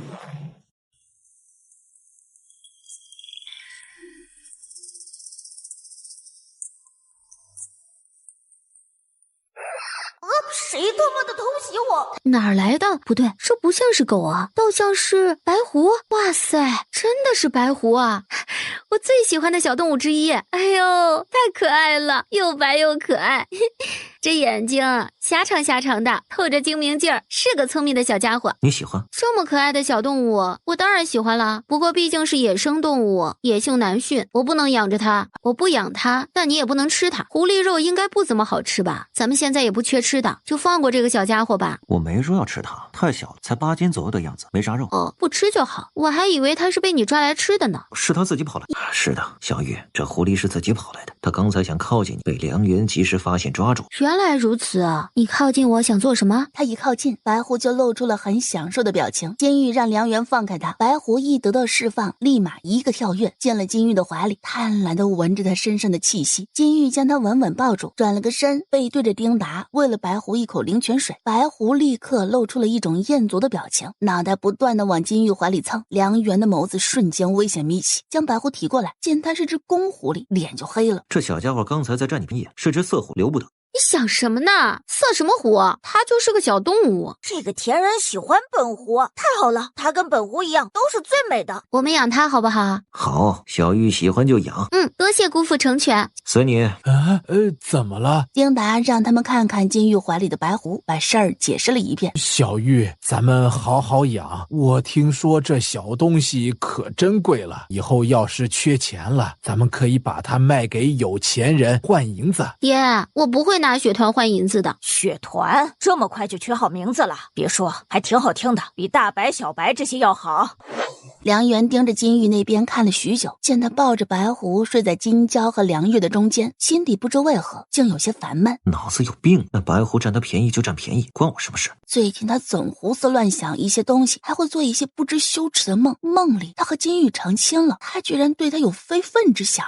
呸！重生了一次，我居然变成了色坯子。这种情况下也能想那些，对象还是……他又看了金玉一眼，还是个要身材没身材，要脸蛋没脸蛋的丑瘦丫头。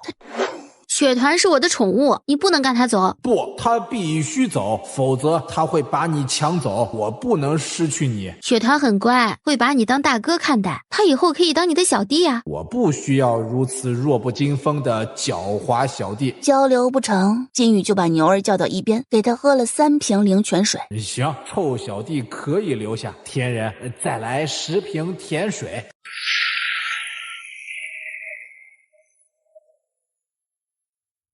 太好吃了，这2只兔兔太好吃了。哎呀，咱们的日子过得越发好了，我都舍不得出山了。不出山可不行，总不能一直在山里当野人啊。山里总归不安全，容易出事儿，咱们还是得出去，找个地方定居下来。按照我们现在的速度，再走12天左右，应该就能出山了。到时候大家都得做好准备，把身上值钱的东西都藏好了。哎，这是一定的。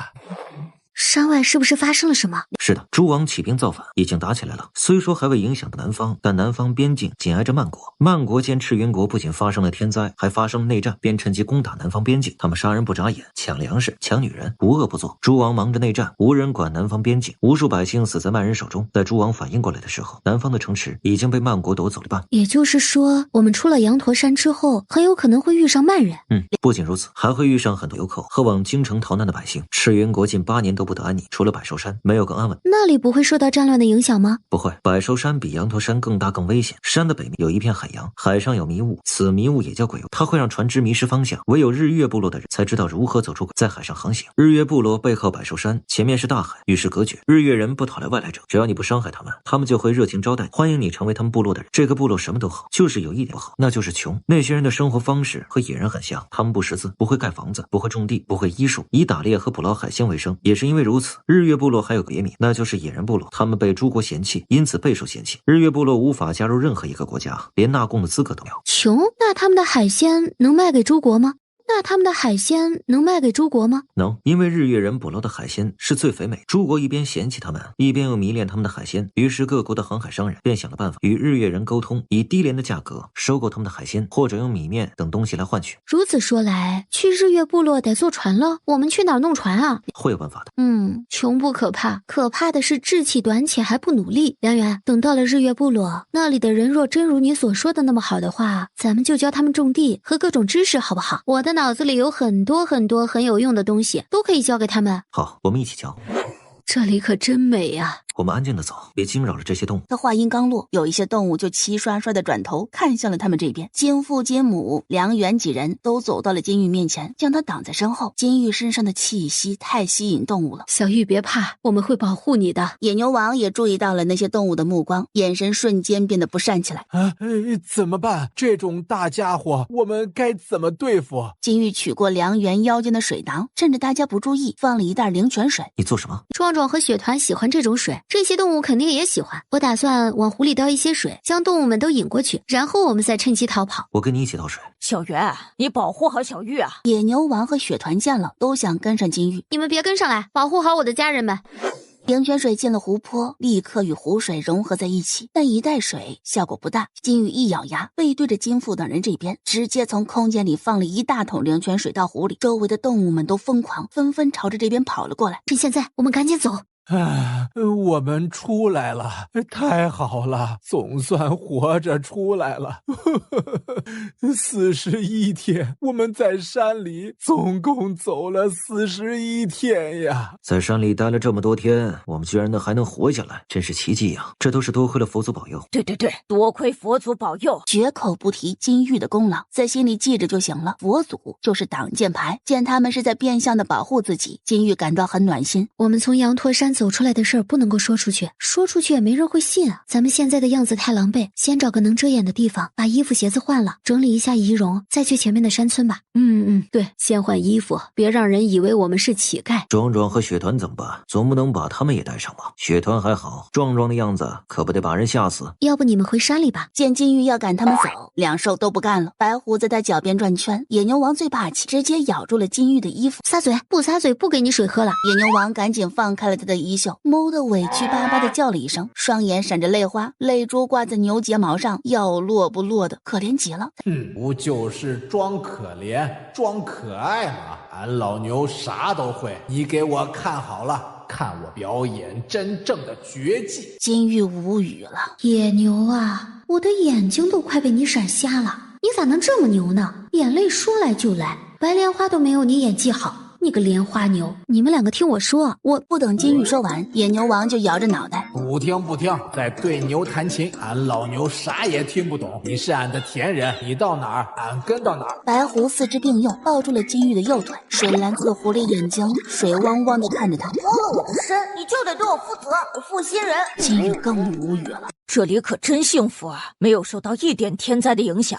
你们看那些水稻，金灿灿的一片，好诱人啊！哎呀，我们很久没有看到这么好的庄稼了。只是隔了一座羊驼山，这里和我们那里却是天差地别。也不想想羊驼山有多大，我们走了多久。是老王家的大黑在叫，外面有谁来了吗？诶，那是什么？我的娘啊，好大的牛啊！爹娘，你们快来呀，有头好大的牛进村了。你们是谁？来此作何？不好意思啊，几位兄弟，我们家的牛吓着你们了。我们从柳州府逃难过来，路过此地，天色已晚，想在此地借宿一晚，可否行个方便？借宿？你们有户籍证明吗？有的，你们放心，我们都是安分守己的良民。有证明就好。借宿就去找里长，那栋青砖瓦房就是里长家。我们村叫做小田村，因为离官道近，经常会有人路过借宿。里长就想了法子，发动村里人盖了2栋房子，当做村客栈，租给外来人。啊，租？这是要让我们花钱呐？不花钱就没地方住。我们小田村又不是善人村，房子不能白白给你们这些外来人住。爹，花钱就花钱，这样还省得麻烦呢。我们也住得心安理得的，不用欠人情。我姓王，你们可以叫我王里长。我们村有2栋房子可以租给你们，一栋是茅草屋，有3间睡房，1间灶房，1个茅房，每个房间里都有地铺，1间至少能睡3人，5文钱1间房。另一栋是青砖瓦房，也是3间睡房，1间灶房，1个茅房，但与茅房的睡房不一样，那里面摆了木床，15文钱1间房。路过我们村的人有许多是生意人，他们不缺银子，就想住好的房间，所以才会有这栋青砖瓦房的存在。2种房子的灶房和茅房都不收钱，但灶房里只有灶台，没有柴和锅碗。客人们想吃东西可以自己做，也可以找村民们买。金玉等人听明白了，决定租茅草房，直夸里长会做生意。这都是我的小儿子出的主意，他在城里的德福客栈当掌柜的。王里长，请问这里所属什么城？所属阳城。那这里距离百寿山还有多远呢？百寿山没听说过。想到梁元说的慢人，金玉向王里长2人询问了阳城的情况。逃到这边的难民很少，没有对阳城造成多大的影响。至于小姑娘你说的边境，那里的确在打仗，是慢人又在作妖，可他们打不到我们这里来，毕竟边境距离这里很远，而且朝廷也不会坐视不管，肯定会出兵去退敌的。我们庄稼人只需安心种地就行。按照王里长所说的，阳城是个可安身的好地方。既然如此，我们又何必再继续去百寿山呢？那个地方连小田村的人都没听说过，也不知是个什么样的地方。若是没有阳城好，我们岂不是白走了？咱们之所以逃荒，就是为了能够找到一个可以安身的地方。走了这么久，经历了那么多危险，我是真的累了，怕了。若阳城真的容得下我们也许可以留在这里。百寿山是个陌生的地方，咱们不一定非得去那里，对不对？梁元没有说话，他在想该怎么解释。正想着的时候，梁元感觉到了金玉的目光。交给我，我会让他们继续去柏树山的，你只要配合就行。不要，娘，你不要死！小玉，你怎么了？快醒醒！他这是做噩梦了。爹，你快救娘！娇娇，你不要离开姐姐！武则，梁元，你不能死！小玉只是梦到我们全死了，难怪会被吓成这样，身上全是汗。不要杀我！娘，你还活着，你没有死。不哭不哭啊，娘好着呢。你是做噩梦了，梦里都是假的。不是假的，都是真的。我做的梦是佛祖给的预言啊！什么？小玉怎么哭了？爹，佛祖刚才给我托梦了，说让我们不要留在阳城，曼人很快就会打过来，还有很多国家都会来攻打我们赤云国，赤云国会全国大乱，死很多很多的人。我原本是不信的，可哪知梦境一转，曼人真的打来了，所有人都死了。咱们不能留在阳城，得赶紧离开。佛祖还说了，百寿山才是我们该去的地方，日月部落是真正的世外桃源，可以让我们免受战乱之苦啊！这爹，天下大旱这么久，朝廷都没有任何救灾的行动，可见肯定是发生了什么我们不知道的事情，连旱灾都不来救治，朝廷又怎么会派兵去退敌？没有人去退敌，曼人说不定真的会打过来。梁大哥所言并无道理，我听夫子说过，以前发生天灾的时候，朝廷都会第一时间来救灾，可是这次旱灾如此严重，却没人来救灾。若曼人真的打来了，我们想逃就晚了。三家人里，就属梁元和丁流读书最好，脑瓜子最聪明。看到他们两人都这么说了，金父等人一下子就慌了。那我们就不去阳城了。我们阳城要去，但不能久待。我们在山上挖的药材不能一直放着，得先去阳城找地方卖了。之后我们再买一辆马和2辆马车，一辆用马拉车，一辆用野牛拉车。坐车会比走路更快。马车我们可没坐过呀，那可是有钱人家做的东西，可贵了。贵也要买，我的双脚都快走废了。买，娘给你买，咱们就坐马车和牛车赶路。就听梁元的，咱们先去阳城卖药材，再去买马和马车，然后继续赶路去百寿山。爹，我有话跟你说。有什么话呀？你直说就是了，怎么还偷偷摸摸的，怕被人听到似的？爹，有件事我一直没敢告诉，这事很荒唐，却都是真的。他将自己重生的事儿告诉了梁红，梁红傻愣住了，好半天才回过神来。你为什么不早说？你这傻孩子，你过来让爹抱抱。那时候你一定很苦，对不对？这事儿不许再告诉任何人，你知我知，天知地知就行了。梁元，梁伯伯，吃早饭了。好，我们这就过来。你那时活到多少岁？有没有娶妻？38岁，未娶。你和小玉的婚约还在，若有意就自个儿把握住，别等失去了才后悔。等我们卖了东西，买了马车就离开这个城。你给我忍着点，不能乱跑，不能捣乱，要不然你就会被人抓走，砍掉脑袋拿去祭神的，再也见不到我了。你也一样，要是被抓走，你就会被剥皮，用你的皮做衣服。白狐和牛都无语了。人类蔫儿坏就会吓唬狐，人类蔫儿坏就会吓唬牛。我们手里有5株百年人参，2株红参，18朵灵芝，普通何首乌10斤，人形何首乌5斤，鹿茸6斤。这些东西能卖出天价，但是物以稀为贵，一次性拿出卖给同一家店，肯定会被压价，而且还会引人注目，所以咱们得分开卖。卖了银子后，顺便买点防身药。没过多久，众人就分成4路去卖药材。爹，你们进去吧，我在这看着壮壮和雪团。我跟大姐一起。行，你们姐妹俩在外面等着我们，别乱跑啊。大兄弟，掌柜的，他不是什么大兄弟，他是我娘子。抱歉，是在下眼拙了。没事儿，小妇人都习惯了，不怪掌柜的。你可一点都不小，比我还壮。掌柜的，咱不纠结这事了。您刚才想说什么来着？您继续说，我们听着。你们的药材都是上等货，按照现如今的行情，人参我能给你们开的最高价是30两，何首乌10两，灵芝5两一朵，鹿茸20两。掌柜的，您别欺负我们庄稼人，啥都不懂。咱们家也不是第一次卖人参了，行情还是知道的。这世道越不太平，这药就越值钱。平日里百年人参也能卖个100两，落到您这里怎么就只剩30两了？您压价也太狠了。还有鹿茸、灵芝这些东西都是些珍贵的宝贝，您掌柜的，要我说呀，您若真想买，就给个实在价吧。您方才才说的那个价钱，我们可不敢卖。大兄弟是个厉害人物，居然还懂得这些。既然都是聪明人，那在下就不拐弯抹角了。这些药的确值钱，尤其是现在的世道。这样，人参我开价110两，鹿茸60两，何首乌50两，灵芝30两一朵。这加起来得有多少银子呀？共350两银子啊，这么多？可是来之前你哥不是说了，咱们手上的这些东西能卖400两吗？哼，这个不成器的小混蛋，还不如你大姐机灵。这要是大女儿在这里，肯定会配合我。那掌柜的这里怎么才给350两，差了50两呀？大兄弟，你可别这样，400两是不可能的，我最多只能再给你加20两。成交。我爹笑起来的样子太像个奸商了。我相公怎么跟换了个人似的？这才是他的本来面目吗？我好像掉坑里了。爹，怎么样？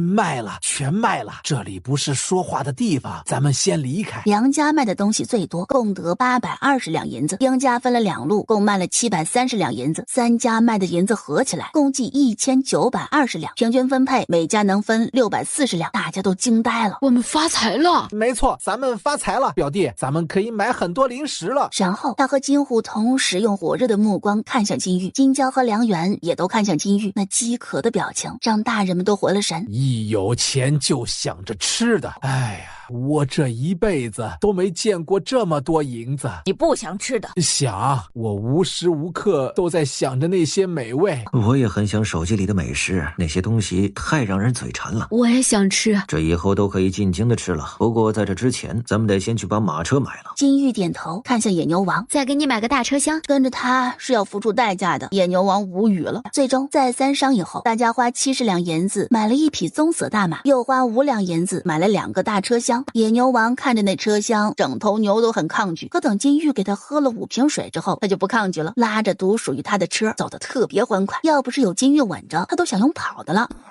老爷，方才有人来报说我们城里出现了大野牛，那野牛比老爷之前让人找的那些野牛要大很多，不仅大，还很强壮坚实，它很温顺，愿意让人抚摸。竟有这等事，难不成是传说中的白只野牛？此牛现在在哪儿？快让人去把它抓回来。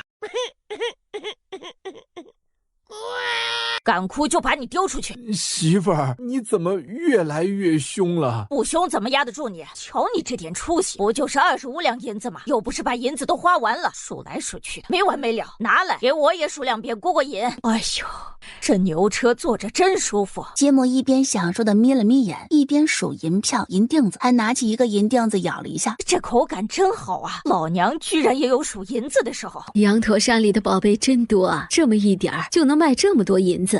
要是再来上一些，够我们吃几辈子了。可别大姑，走一趟羊驼山就差点要了我们的命了，哪还能再去第2次？那得多吓人啊！我们是因为有佛祖和壮壮保护才能安然出来，你看看城里那些人的下场，光是想想就可怕。大姑懂得，大姑只是随口说说而已，心里一点都不想再回羊驼山，好不容易死里逃生，哪能再回去受罪呢？想要宝贝也得有命享受才是啊！这次能赚这么多银子，已经是意外之喜了，大姑心满意足得很。我也满足了，等到了百寿山，找到安稳的地方住下来，咱们家呀就买点田地来种，日子肯定会过得比在老金家的时候好100倍。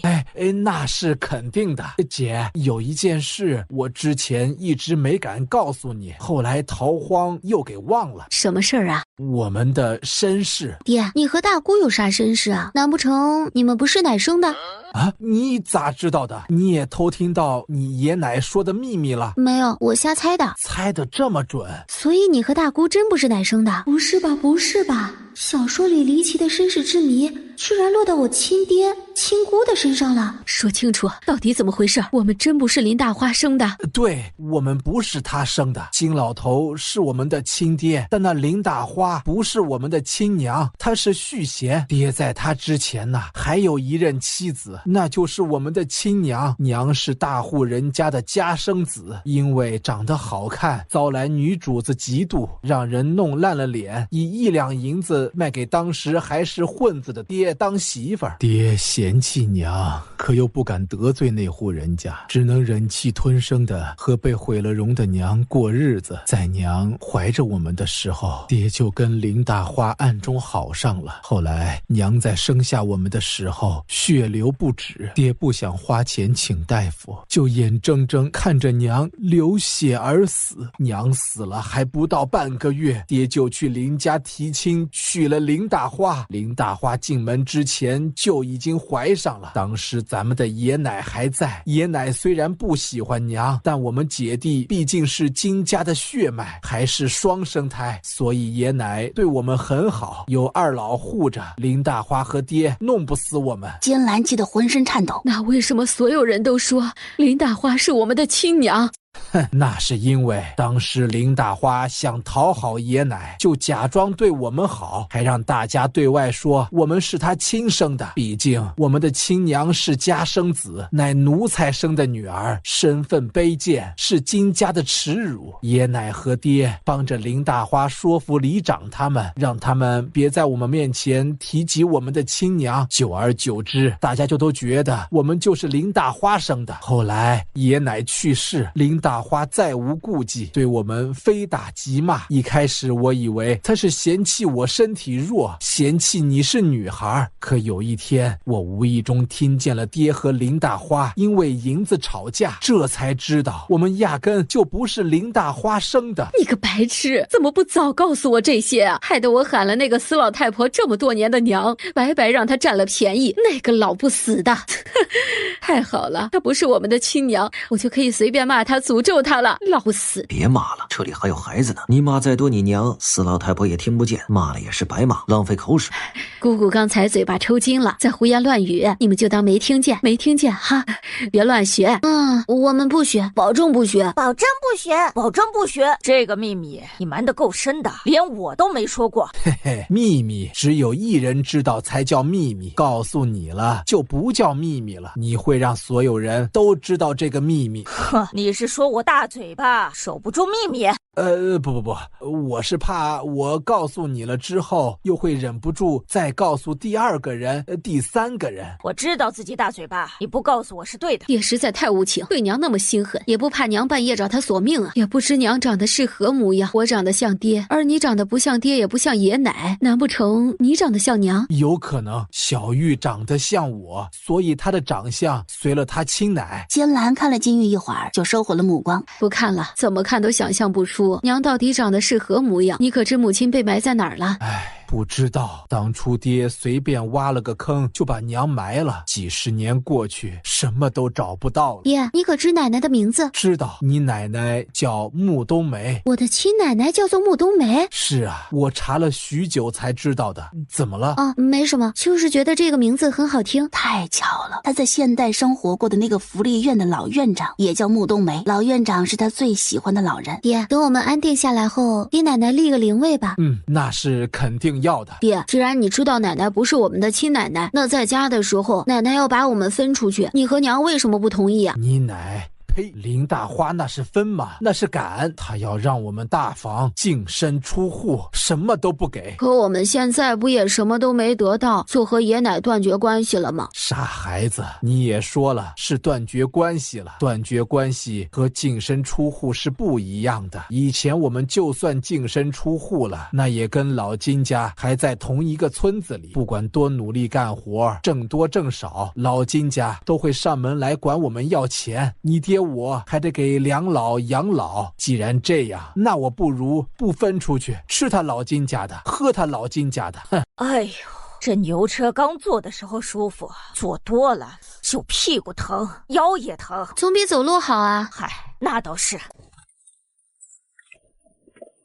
徐护卫，就是这头牛，总算找到这头畜生。这野牛是你们的？是我的。银子给你，牛卖给爷，给野牛绑上绳子，牵走。住手！爹，别管，让壮壮教教他们怎么做人。咱们都远一点，免得被殃及。哪儿来的一群丑人？死开！别打扰俺老牛吃老草。大家注意点，野牛性子很烈，务必要一下子套住它，别让它跑了。有一人把绳子扔出去，准确的套住了野牛王的脑袋。野牛王怒了，傻啥玩意儿？弄俺老牛脑袋上做什么？俺老牛要吃老草，草！滚犊子的死丑人！不仅打扰俺老牛吃草，还想弄断俺老牛的脖子，弄死你丫的！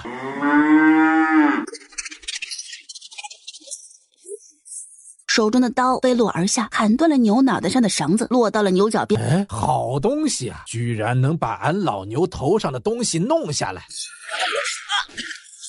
牛居然会使刀！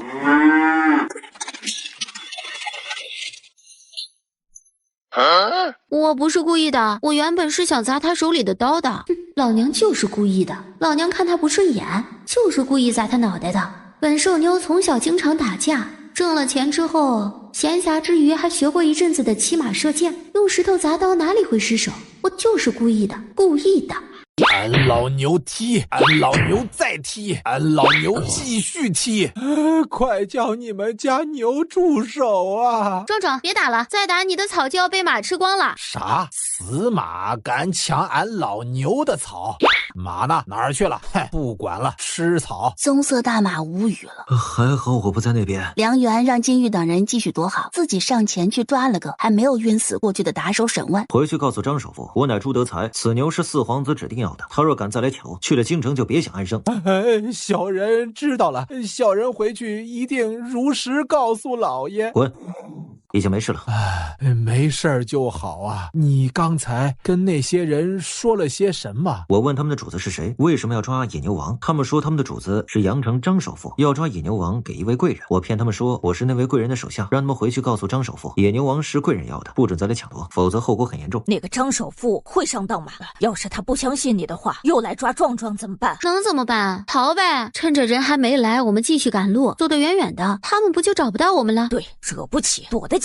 天下之大，他张首富再厉害，也找不到我们的。不管怎样，我们是绝对不会把壮壮交出去的。走走走，我们赶紧离开。小月，你赶紧把壮壮和雪团叫回来。好嘞，壮壮，你吃饱了没？吃饱了就赶紧过来喝水了。雪团，赶紧回来喝水了。天人，水在哪儿？哇，雪团宝贝儿，你又找到人参了！你可真是寻宝狐啊，在这种地方也能找到人参，厉害！除了早前卖的那些药材，他的空间里还有很多宝贝呢。各种名贵药材堆在小木屋里，有1/3都是白狐找到的。哟，雪团又找到人参了，厉害呀！他可真是个宝啊！辛苦你啦，来多喝点水。梁元，你有没有发现我大表妹的小脸上长点肉了，慢慢变好看了？发现了。大表妹长得白白净净的，再胖点儿肯定会是个小美人。等我们安定下来以后，应该会有很多男子来上门提亲的。虽说你和大表妹定有娃娃亲，但你不喜欢的那样的，她也不喜欢你这样的，你们两个有缘无分。你们两个不用拐弯抹角，有话直说。爽快，我就喜欢你这样的。我们知道以前大表妹去你家闹过，要跟你解除婚约，你对此一直很生气，现在你可还生气啊？不生气。那你以后还会解除婚约吗？不会，但若是金玉还要解除婚约，我会同意。我明白了。我也明白了。你们明白了什么？麻烦你们不要胡思乱想，也不要跟金玉胡说八道。我们的事儿我们自己解决，由不得你们来掺和。不说，肯定不说。你们的事情你们自己解决。我们也不说。你们来赶车，坐车太闲了，没事儿瞎操心我的事情，给你们找事情做，看你们还闲不闲？爷娘，有人。田人，这个人是个死的，不用管他，让蠢牛拉着车直接撵过去就可以了。金玉没有听懂白狐的话，听懂了也不理会。我来，看了他的鼻息，又把了脉。他没死，只是失血过多晕过去了。哎呀，这还是个孩子呀，我们救还是不救啊？这孩子受的是刀伤，穿着又金贵，咱们救了他，会不会引来麻烦？引来什么麻烦？怕麻烦就见死不救嘛！羊驼山都闯过了，还这么怕事？人已经遇上了，不把人救了，你心里过意得去吗？那就救。红哥，这么严重的刀伤，梁元都能治，手法比镇上的大夫还厉害利索。他是跟谁学的？我儿子有一位同窗，家里是开医馆的，他跟着同窗去过几次医馆，见过同窗的父亲用特殊的手法给人包扎伤口，就自己记住了，回来自己琢磨。后来他学会了打猎，每次进山都会弄得一身伤，那伤都是他自己给自己包扎的，时间长了，次数多了，就熟能生巧了。你家梁元是个好样的。给少年清理干净伤口，梁元接过梁红递过来的药，将药粉撒在少年的伤口上。别动，我再给你上药。你是谁？我是你的救命恩人。见少年如此痛苦，梁红于心不忍，随手拿了一块布塞进他的嘴里。忍着点，别咬着自己的舌头。我们不是坏人，你不用害怕。看到你重伤昏迷在路边，我们就好心把你救了。痛了，这位大哥，你就不能轻点儿啊？丑马，赶紧跟上来！田人让俺老牛看着你，以防你乱跑，不知道吗？疾风一看到他瞪眼，就想到了他昨天撞马的样子，马脸一怂，乖乖的跟了过去，甩着尾巴往前走。走着走着就停了一下，拉了一坨粑粑，然后继续走，继续拉。哎呀，壮壮又拉了，太浪费了。这要是搁以前有地种的时候，咱就得拿铲子和袋子跟在他后面铲粪。金玉无语了。是这些人救了我吗？